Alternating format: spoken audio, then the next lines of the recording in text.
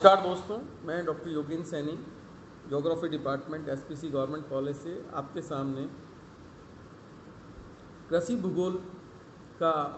जो पेपर है पढ़ाने के लिए हूँ। वर्तमान समय में जो कोविड-19 की महामारी या जो पेंडेमिक चल रहा है उसके कारण कॉलेज में नियमित रूप से जो अध्यापन किया जा सकता था वो बंद है और इसके कारण जो है डायरेक्टर कॉलेज एजुकेशन ने हमें ये डायरेक्ट किया है कि हम अपने अध्यापन को जो है टेक्नोलॉजी के माध्यम से आप तक पहुंचाएं। तो इसके लिए हम अपने लेक्चर या पीडीएफ फॉर्म में जो लेक्चर बना रहे हैं या वीडियो फॉर्म में बना रहे हैं वो आप तक यूट्यूब या व्हाट्सएप ग्रुप के माध्यम से पहुंचाए जा सकें। और नियमित रूप से ये हमने जो है लास्ट मंथ से शुरू कर दिया था। अभी सिलेबस डिसाइड हो चुका है, कौन डिपार्टमेंट में किस सब्जेक्ट को पढ़ाएगा उसके लिए भी, और उनकी क्लासेस भी अलॉटेड हो चुकी हैं। तो मैं आज आपसे बात करने आया हूँ एग्रीकल्चर ज्योग्राफी के ऊपर। और एग्रीकल्चर ज्योग्राफी ख़ास तौर से हमारे जो ज्योग्राफी की विषय वस्तु है इसमें एक ब्रांच है इकोनॉमिक ज्योग्राफी, और इकोनॉमिक ज्योग्राफी की एक इम्पॉर्टेंट ब्रांच जो है वो एग्रीकल्चरल ज्योग्राफी है। एग्री और कल्चर ये ग्रीक वर्ड हैं। एग्री मीन्स, एग्रीकल्चर मीन्स जो है कृषि, और कृषि का मतलब है कि ज़मीन की जो संस्कृति है, मिट्टी की जो संस्कृति है, कल्टीवेशन करना है, ये जो है ग्रीक वर्ड से आया है। और कल्टीवेशन का सीधा सा अर्थ है ज़मीन को जोतना, to cultivate the land, to produce in terms of to produce the crops, यानी मिट्टी से फसलों को पैदा करने की प्रक्रिया को कृषि कहा जाता है। एक और कृषि भूगोल के अंतर्गत विश्व के विभिन्न क्षेत्रों में, विभिन्न भागों में किस प्रकार की कृषि किन किन क्षेत्रों में उत्पन्न हुई है, उसके पीछे स्थानिक कारण क्या है। तो कृषि भूगोल विश्व के विभिन्न क्षेत्रों में की जाने वाली कृषि की क्षेत्रीय विभिन्नताओं का अध्ययन करता है। तो हमारे पास दो चीज़ें आई हैं कि एक कृषि भूगोल में हम क्या करते हैं और दूसरा कृषि के क्या कंटेंट्स हैं। तो कृषि भूगोल में हम विश्व में की जाने वाली समस्त कृषि की जो प्रक्रियाएं हैं वो अलग अलग प्रकार की हैं, और हम उनका क्षेत्रीय अध्ययन देखते हैं कि ये कृषि यहाँ पर क्यों की जाती है और ये यहाँ पर क्यों नहीं की जा सकती। महत्वपूर्ण ये भी है कि कृषि का अध्ययन जो है एग्रीकल्चरल साइंस में किया जाता है, पर एग्रीकल्चरल साइंस जो है या कृषि विज्ञान जो है वो केवल कृषि के जो पौधे हैं विभिन्न फसलों के, वो उनकी ग्रोथ किस प्रकार होती है, उनमें फ्लावर्स कैसे आते हैं, उनमें सीड्स कैसे आते हैं, उनका प्रोडक्शन कितना होगा, उनकी क्वालिटी कैसी होगी, ये उन चीज़ों का अध्ययन करते हैं। उनका ब्रीडिंग सिस्टम कैसा है या उनमें किस तरह से नई किस्मों को पैदा किया जा सकता है। पर भूगोल के अंतर्गत हम किस बात का अध्ययन कर रहे हैं कि विश्व के विभिन्न भागों में कृषि के अंदर जो क्षेत्रीय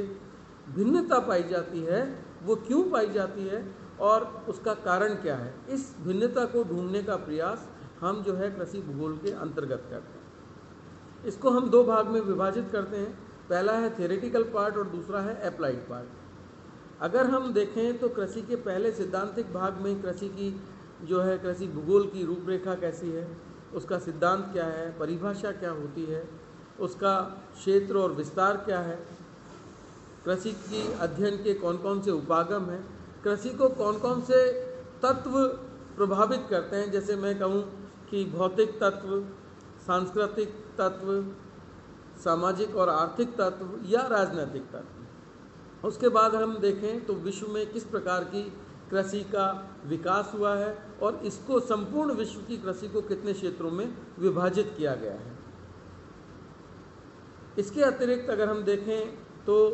आगे इसकी विषय वस्तु में आता है भूमि उपयोग, कि कृषि के अंतर्गत भूमि उपयोग जो है वो किस प्रकार से उपयोग किया जाता है, सिंचाई का क्या उपयोग है, कृषि के अंतर्गत जो नवीन आयाम हैं खासतौर से व्यवहारिक भूगोल जिसको हम कहते हैं कि कृषि का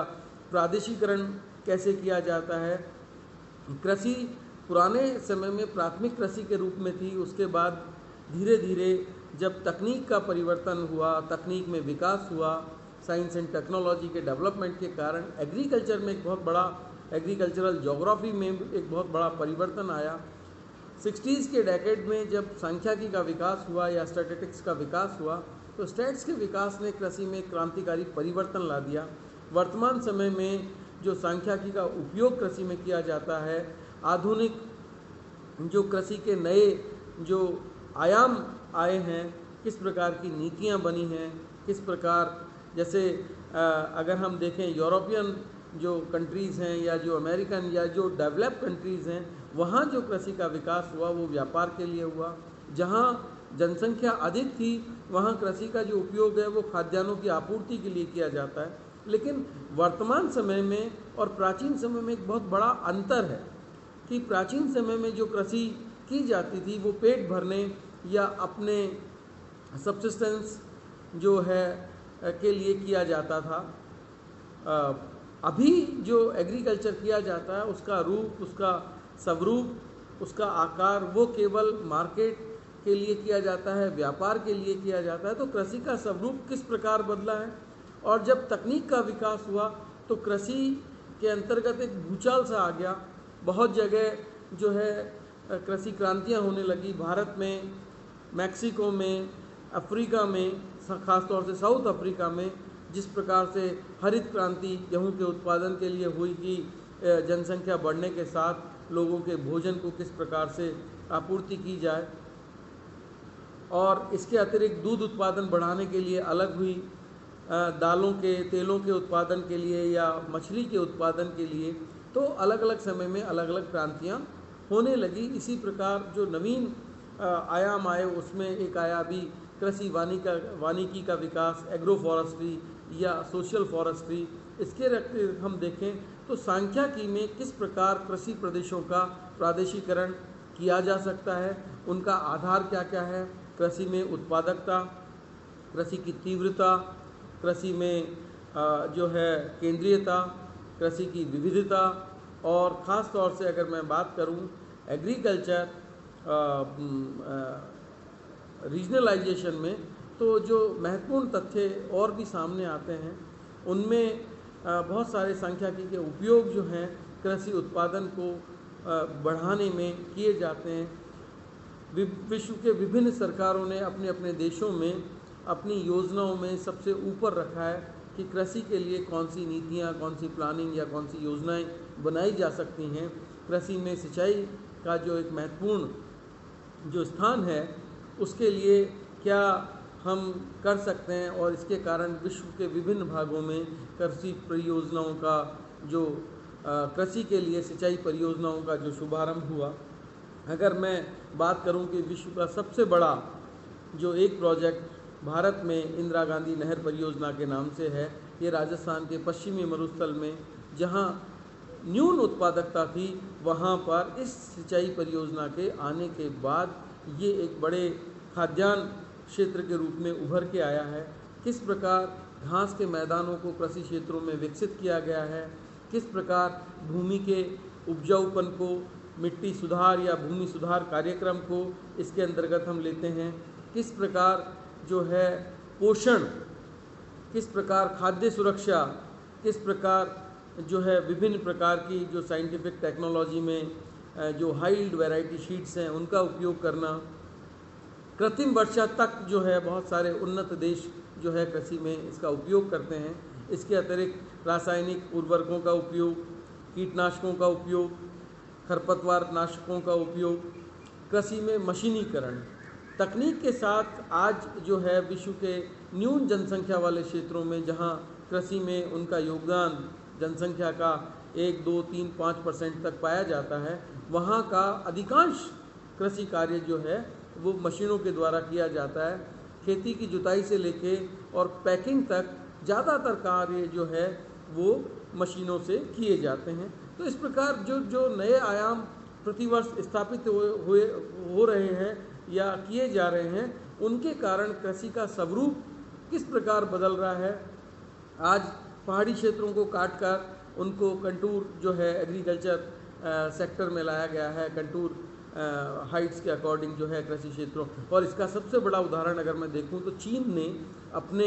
पहाड़ी क्षेत्रों को किस प्रकार कृषि क्षेत्रों में बदला है, और उन्होंने एक प्राकृतिक तरीके से सिंचाई का जो साधन है वो भी पानी को ऊपर अपने बिना किसी पंप के द्वारा पहुंचाया, जिसके कारण जो है वहाँ कृषि का काफ़ी विकास हुआ है। साथ ही अगर हम देखें तो विश्व के उन क्षेत्रों में जो विभिन्न प्रकार के प्राकृतिक आपदाओं से युक्त हैं, जैसे अफ्रीका में बहुत जगह जो है डेजर्ट है, और उस डेजर्ट में जो है किस प्रकार से सिंचाई परियोजनाओं को ला करके, ख़ास तौर से इजिप्ट में नील नदी के जो प्रोजेक्ट हैं एग्रीकल्चर के रेफरेंस में, वो इरिगेशन में आते हैं। अनेक जो है प्रोजेक्ट इसी सिंचाई के माध्यम से चलते हैं। जहां अगर मैं इजराइल की बात करूं तो उन्होंने सिंचाई की अलग तकनीकों का विकास कर एक सेमी डेजर्ट एरिया को एक एग्रीकल्चर सेक्टर में किस तरह से बदला है। उन्होंने ड्रिप इरिगेशन, उन्होंने स्प्रिंकलर इरिगेशन, उन्होंने मिनिमम वाटर नीड शीट्स को डेवलप किया। तो इस प्रकार जो है कृषि के दिन प्रतिदिन नए आयाम जो हैं स्थापित किए जा रहे हैं। एक और मैं बात कहना चाहूँगा कि विज्ञान के विकास के साथ कृषि के विभिन्न अनुसंधान केंद्रों का स्थापन भारत और विश्व के अनेक भागों में हुआ। विश्व कृषि के उत्पादन को और इसमें काम आने वाले श्रम को जो है विश्व का एक संगठन है, फूड एंड एग्रीकल्चर ऑर्गेनाइजेशन, जो मॉनिटरिंग करता है। भारत में अगर हम देखें तो जो है कृषि अनुसंधान जो संस्थान है वो इसके लिए कार्य करता है, और इसके माध्यम से विभिन्न प्रकार की फसलों के अलग अलग जो है, अगर हम देखें अजमेर में भी एक केंद्रीय जो है सेंटर है जो बीज की उत्पादकता, उसकी गुणवत्ता को बढ़ाने के लिए दिन रात जो है नए नए प्रयास करता है, प्रयोग करता है, जिसको हम national institute for spicy seeds research centre के रूप में जानते हैं। तो इस प्रकार फसलों के, उनकी उत्पादकता के, उनमें होने वाली बीमारियों के, कम पानी या ज़्यादा पानी जिस क्षेत्रों में पाया जाता है उनके लिए, उस वातावरण के अनुकूलन के लिए नए बीजों का आविष्कार जो है ये इन तकनीकी संस्थानों में किया जाता है। अगर मैं इसी प्रकार पशुधन की बात करूं तो कृषि क्षेत्रों के अंतर्गत विभिन्न प्रकार के पशुओं को जो है, जिसको हम एनिमल रियरिंग के रूप में देखते हैं, वो विश्व के बहुत सारे क्षेत्रों में पाई जाती है कि दूध उत्पादन के लिए जो है विभिन्न प्रकार के जो दुधारू पशु हैं उनको किस प्रकार उनकी नस्लों को उन्नतशील बनाया जा रहा है ताकि वो अधिक दूध उत्पादन कर सकें। अगर आप देखें वर्ल्ड लेवल पर तो डेनमार्क है या वेस्टर्न यूरोपियन कंट्रीज़ हैं,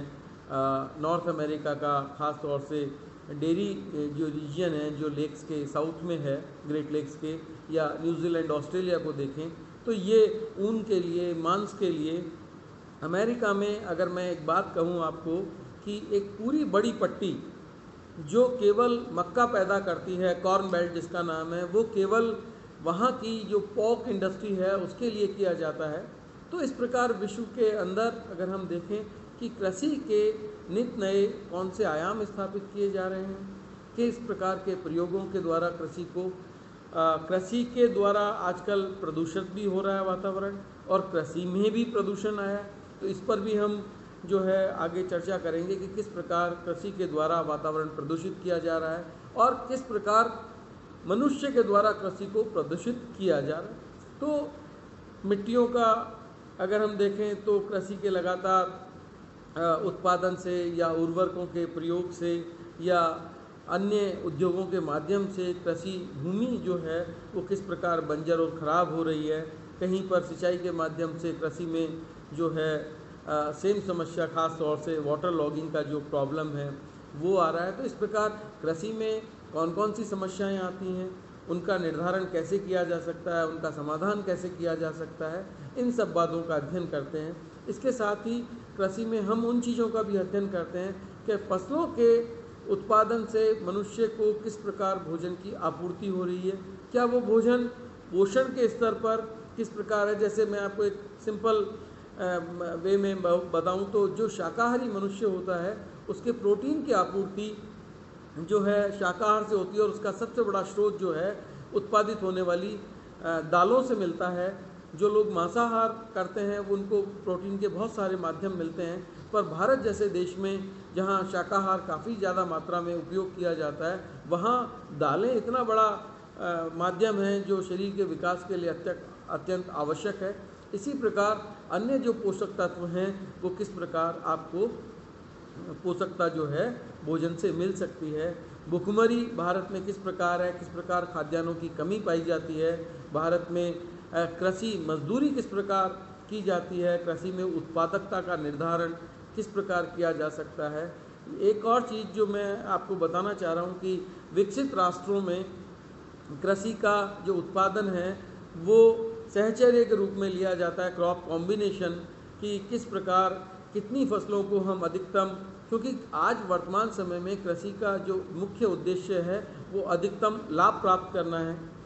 और इसके लिए नीतियां बनाई जाती हैं। भारत में पिछले कुछ समय से अभी आपने देखा होगा, जब केंद्र की सरकार आई या जब राजस्थान राज्य की सरकार आई तो इन्होंने भी भारत के किसानों के लिए, राजस्थान के किसानों के लिए विशेष पैकेज जो हैं वो उपलब्ध कराए हैं, ताकि किसानों को